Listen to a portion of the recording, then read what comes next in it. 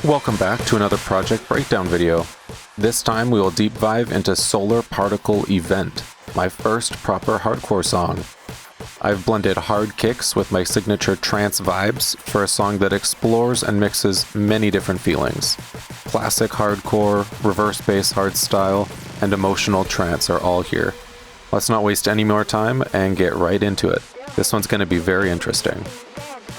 Trumpus. The only place to start on a track like this is the kick. Personally, I like to create all my hard kicks from a 909 sample, in this case one with a fairly meaty tail, just to have more to work with.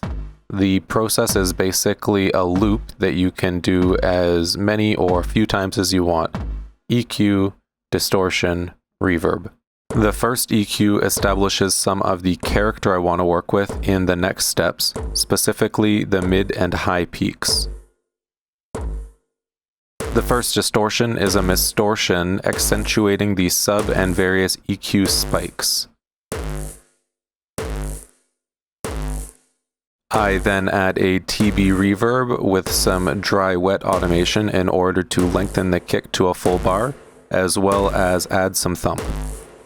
The next EQ cuts some mid resonance I didn't care for and further pushes the lows and highs that I'm after. Another mistortion cranks the energy all around so that the next EQ can specifically shape the result. I love the raw anger that Ruina can add, so I've got it automated such that the tail has a nice brutal decay. One final mistortion unifies everything for the final full kick. It's then split into a talk and tail so that the tail can be pitch shifted for the hardstyle bit in the middle. Once it's in the sampler, it's really easy to do kick rolls and stutter edits, as well as change the tail length for quick meaty hits or harder drawn out ones. This is basically how I like to make my hard kicks, and many of these techniques were inspired by himself from the old 2011 to 2013 videos.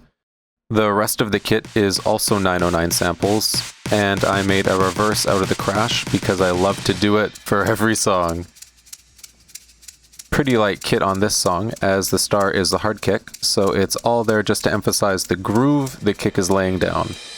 I really like some of the offbeat snares in this style, and there's also usually a clap over the kick for an even more giant sound. The whole kit gets routed through IHNY2 for parallel compression and to crank the hard kick to the max. Bass bus. Accompanying the kick during the middle of the song is the reverse bass. It's a really subby psytrance style bass that helps emphasize pitch for the kicks and gets crunched through quad bass. Two-stage compression to level out the signal, and then a ton of mid and high drive to completely shift the tone into something way grittier. Quad bass was developed for use on bass guitars for progressive metal and rock, but I love the edge it gives to all my synth basses and always have a great time dialing it in. Effects bus. At the top of the project is where all the impacts, risers, atmospheres, white noise, and screeches live. All of the risers, impacts, and atmospheres are made by resampling small snippets of the song and affecting them to the moon. Lots of automated delay and reverb help create these elements. The screechers are also made in this fashion, however they get a healthy dose of different distortions for lots of in-your-face character. The white noise is a track-length MIDI clip rendered out with volume and filter automation. I do this so I have a really accessible way to add and remove energy whenever I need, as well as mute it entirely when the effect isn't necessary. Synth bus.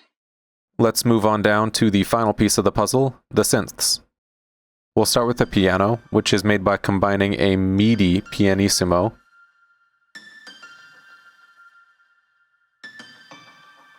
with a super crisp bell hit from Synthwave Keys.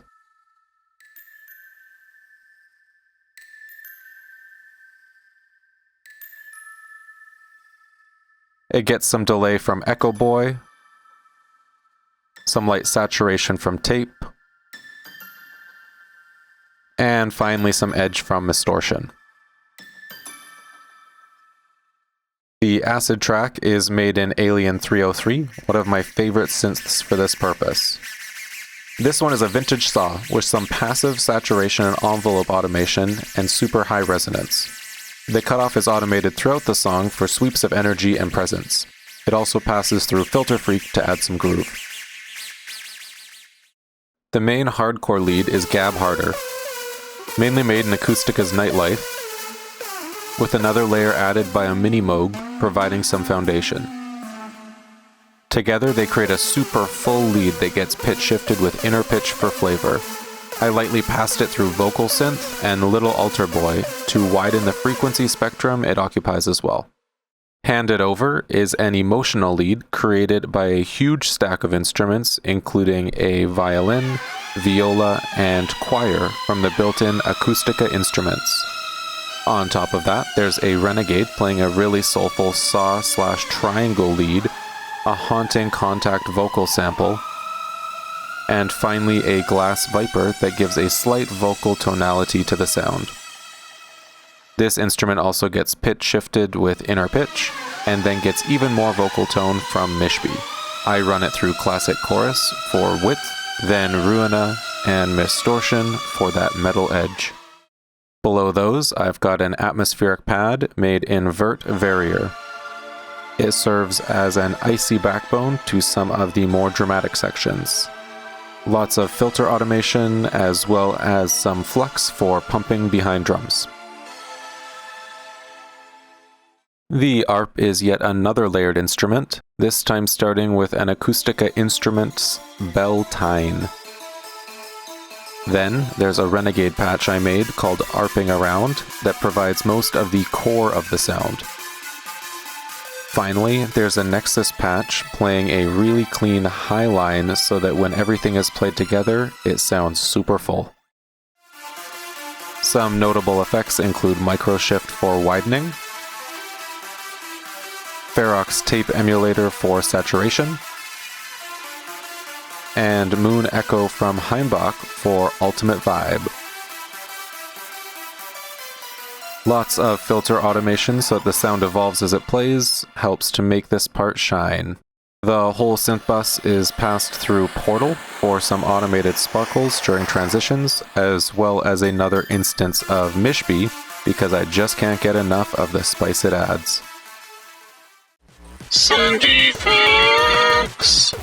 It feels crazy to get to this section each time and say the same thing, but I'm a little insane, so here goes.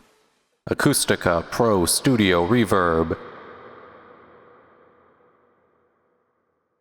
TB Reverb. Classic Delay. All my buses get sent at varying levels to these sends to glue the entire song together. They're also lightly sidechained against the kick to give it maximum presence, but also a really great tail when necessary.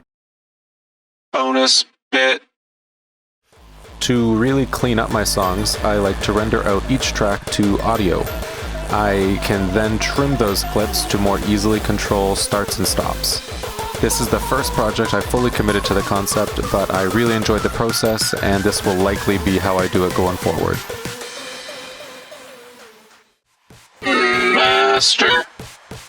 The master chain on this one is really simple, basically just my master low-pass filter for specific moments.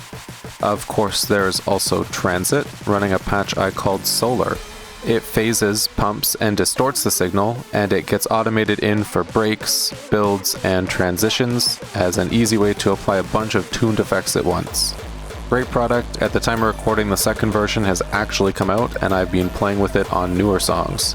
More on that when we get to the videos covering those songs that it was used on, though. Shout out to my fellow Canadian Andrew and Baby Audio for putting together this piece of kit. Finally, everything hits a limiter to get to proper levels, and that's it. This video took a long time to put together, but it was worth it for the depth we were able to cover, I think. In a future project, I want to show you guys how exactly I create my risers and other effects, but we got so into the kick on this one, I wanted to leave the opportunity for another video. So please let me know what you think, what you thought of the breakdown, and if there's anything more you'd like to see next time. See ya!